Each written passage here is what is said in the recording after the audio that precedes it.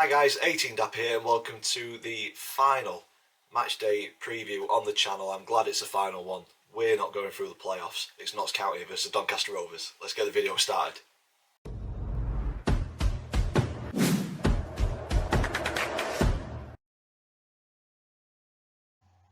So guys, welcome to the latest match day preview on the channel, the final one for the 2024-25 season.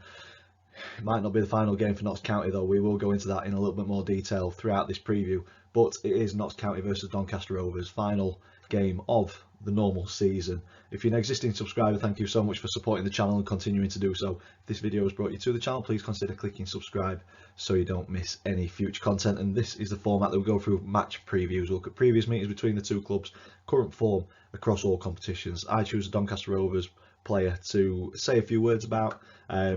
Might not be a player this time, and then we choose the opponent's one to watch. So I choose the person that I think is the key player, but you know your club much better than I do, so if there's somebody else that should be part of the conversation, get them in the comments down below.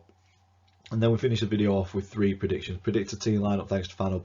Me and the family have got the predictions league table and then the all important score prediction at the very end. So without further ado, let's get into previous meetings. So Donny and Notts County faced off quite a bit in our history, 60 times, and it's about as even as you're going to get. Rovers winning 25, Notts County winning 26, and we've shared the spoils on 9 occasions, so it would be very, very nice to equal that and balance that record out, because a win tomorrow does give us the title for League One. But looking at the more recent 5, Notts County have had our number a little bit, so we go back to 2017 in League Two, where that was the last victory for Donny in this fixture, a 3-1 win at home. And then 2018 we faced off in the league trophy, and that was a 4-2 defeat. And then more recently 2023, 2 games in 2023 where we lost both, 1-3-1 at the Keep Moat and then 3-0 at Meadow Lane. And then earlier this season slightly better with a 1-1 draw. So like I said, it'd be nice just to get that 3 points, get the win, and get the title, but Notts County do have our number over more recent games. Current form though does lean towards Donny, unbeaten in our last 5, whereas County only 1 win in their last 5. So for Donny, 2 draws, 3 wins on the bounce coming into this one. Notts County, 2 defeats, a draw, a defeat and a win, so a bit of a blip in form at the wrong time of the season. But County, they have been threatening all season towards the top end of the table, but like I say, they have hit a bit of a bump in the road, which has put their automatic hopes on the ropes a little bit. 1 win in 5 does mean that they're relying on other results on Saturday, coupled with a win against Donny, to potentially get into the top 3. So if Walsall and Bradford both lose their games, Walsall are at Crewe, Bradford are at home to Gillingham, and County beat us, it means that they will steal that 3rd spot on goal difference. Playoffs are secured for Notts County though, so it depends how they're going to approach this one. It could go one of 2 ways. Do they expect results to go against them? I'd suspect, Bradford haven't got Gillingham, they've got Fleetwood.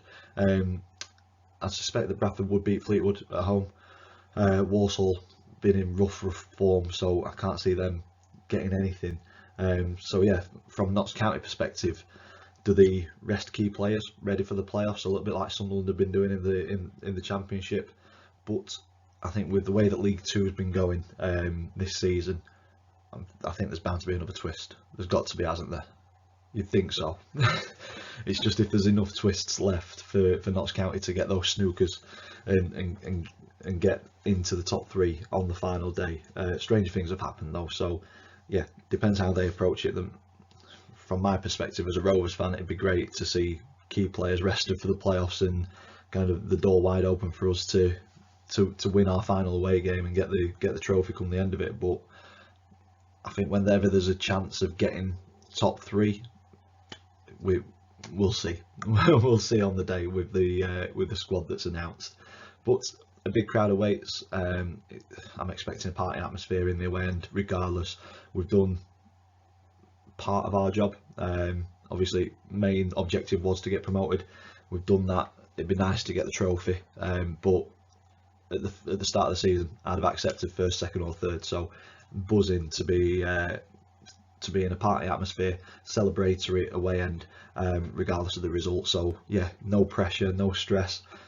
I thought this was going to be a much different game, but it could be an absolute incredible atmosphere if results do go the way that County want them to. All four sides of the ground singing about going to League One. For Donny though, like I say, we've completed our first objective and the main objective for the season. Completed that against Bradford with a win, securing our place in League One next season. So big tick on that task completed. The second objective obviously would be to win the trophy. It's a cherry on top of the cake.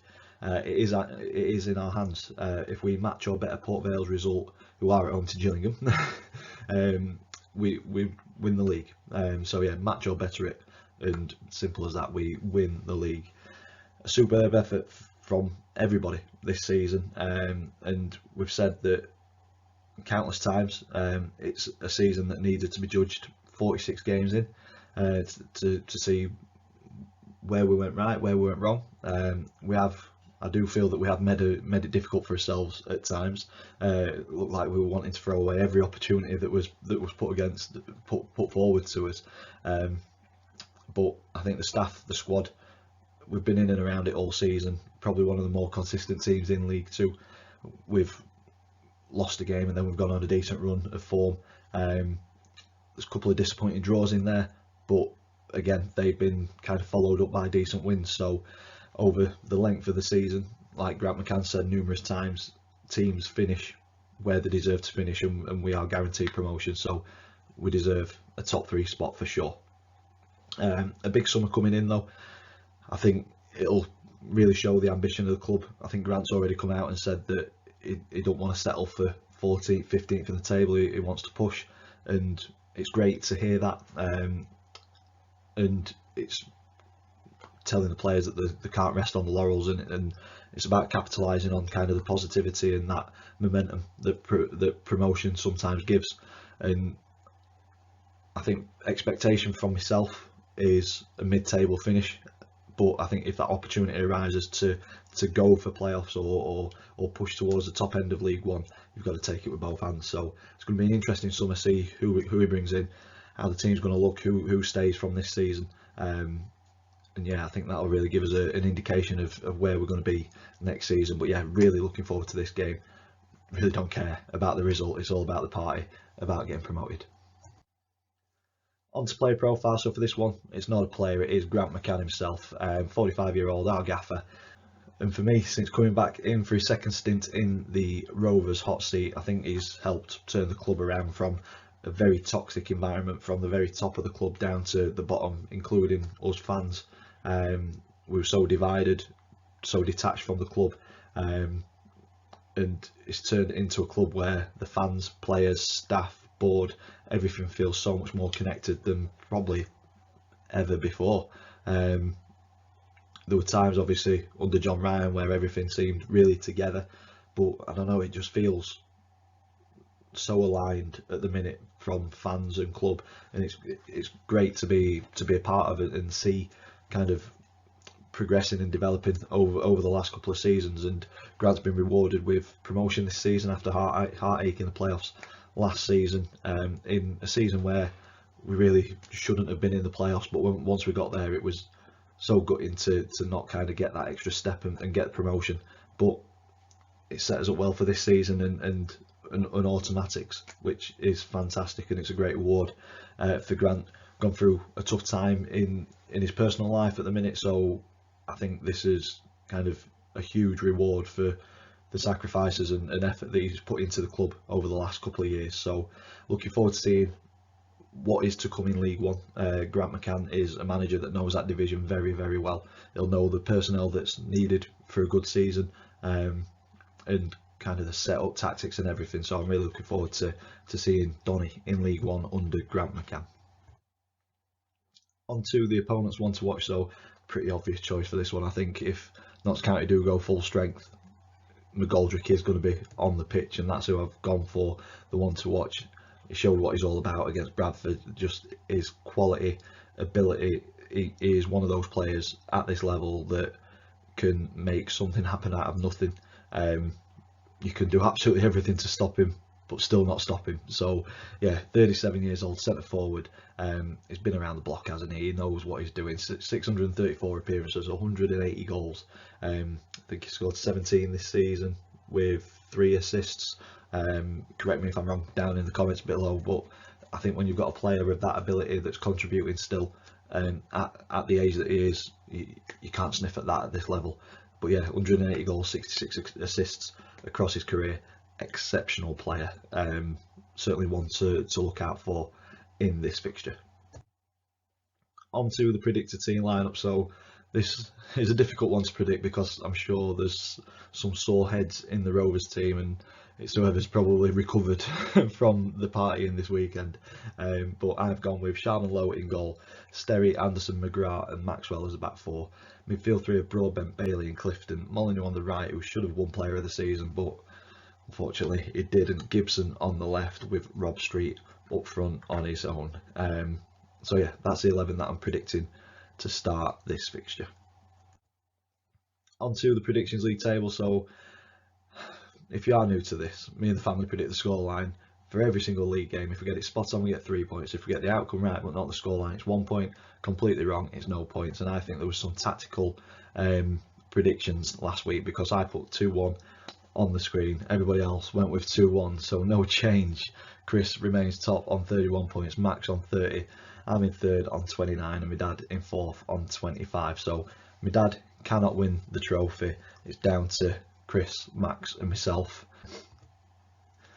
So that leads me on to my score prediction. So I'm going to give a score prediction here that I think right now, but I will give a new score prediction on the match day vlog because I don't want tactical score predictions, but I think our away form is great. I'm hoping that the pressure is off and we can play the football that I've seen us play in spells this season. Notts County need to win if they're going to stand any chance of getting automatics. So I think it's going to be a very entertaining game, but I'm hoping that the positivity and the momentum of promotion and our very, very good away form will pull us over the line in this one. I think party atmosphere, big crowd behind the lads. I'm going for a big win. I'm going Notts County 1, Donny 3.